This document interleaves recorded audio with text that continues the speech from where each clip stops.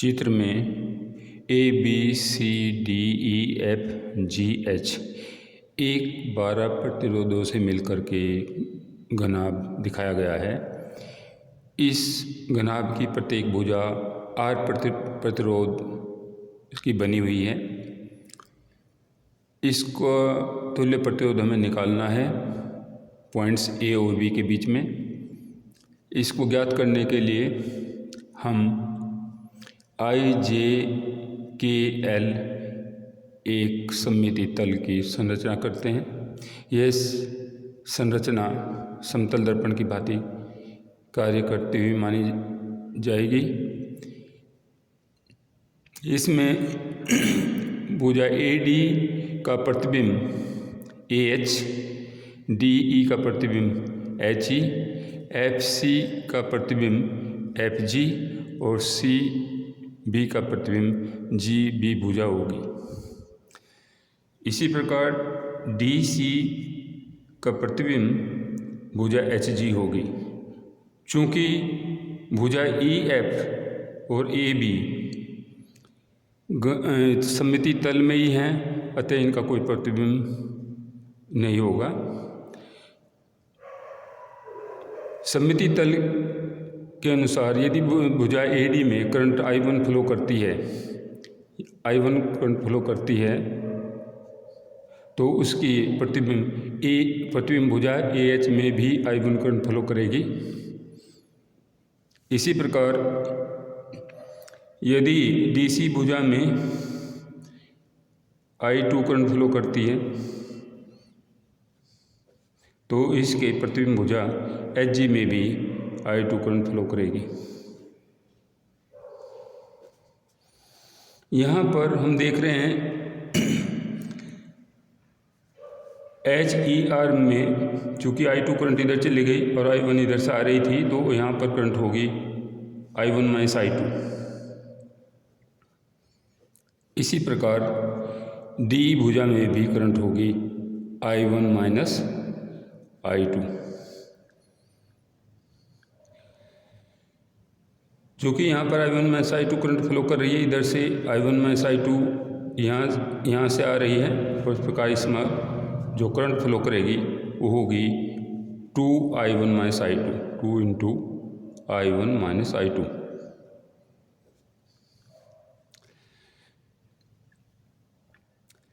चूँकि प्रवेश तल ADEH में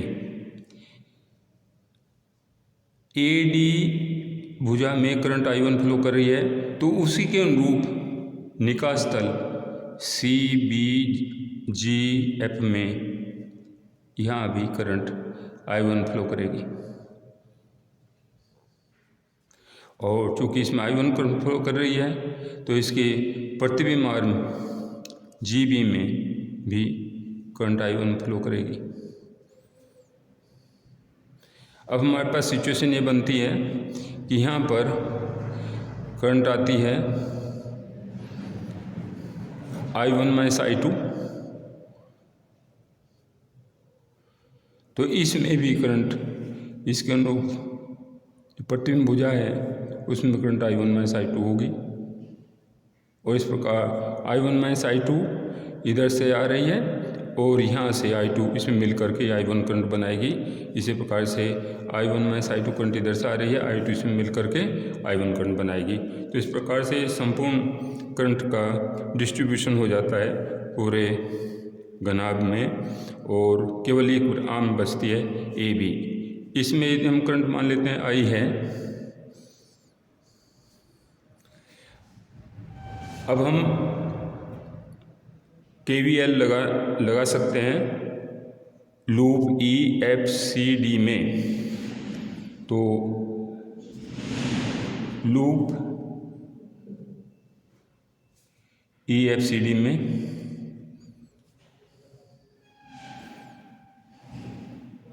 KVL लगाने पर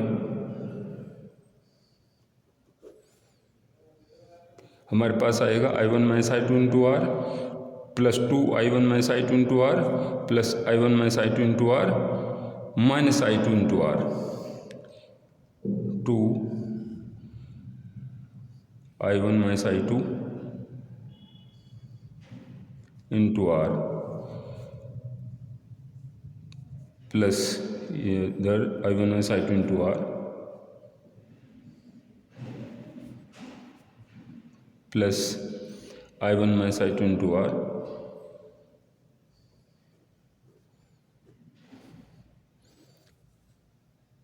minus I2 this one minus I2 into R is equal to 0। इस प्रकार हमारे पास हो जाएगा I1 2I1 3I1 1 plus 2 3 plus 1 4I1 is equal to 1 और 2 3 plus 1 about 5 3 plus 1 4 this one 5 this is equal to 5 I2। It means R is cancel out here। Equation number 1। इसी प्रकार HGBA loop में HGBA में KVL apply करने पर KVL लगाने पर क्या होगा? Current I1 into R plus I2 into R plus I1 into R minus IR is equal to 0। Equation हाँ ये इसको जोड़ लीजिए 1 2 2I1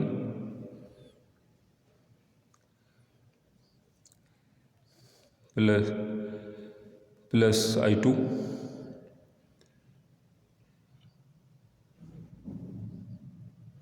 is equal to I। Equation number 2।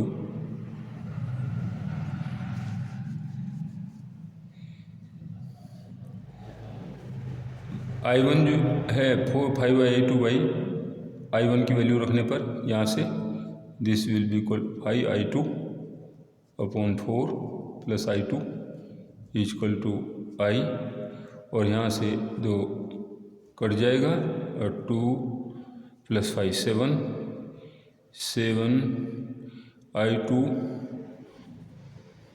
by 2 is equal to I and I2 is equal to 2 by 7I। इसी प्रकार से हम यहाँ I1 निकाल सकते हैं। I1 will be equal to ये कितना होगा 5 by 4 into I2 2 by 7 into I is equal to 5I by 14। इस प्रकार यदि A B के बीच में इक्विवेलेंट रेजिस्टेंस आ रही है R इक्विवेलेंट रेजिस्टेंस है, इसमें टोटल करंट कितनी फ्लो कर रही है यहाँ पर I1 इधर गई और I इधर गई, तो इस प्रकार यहाँ करंट है 2I1 plus I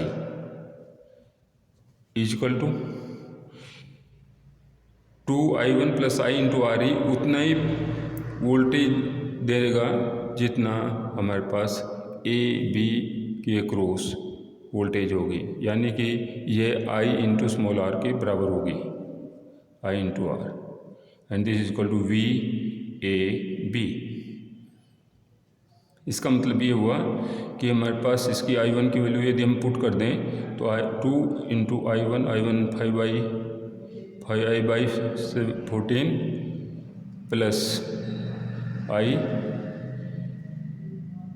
into RE is equal to I into R और इस प्रकार 2 7 जा और 7 12 R E by 7 is equal to R, और R E is equal to R E equivalent resistance R E is equal to 7/12 into R. इस प्रकार समतुल्य प्रतिरोध पॉइंट्स ए और बी के बीच में प्राप्त होता है 7R/12 के बराबर।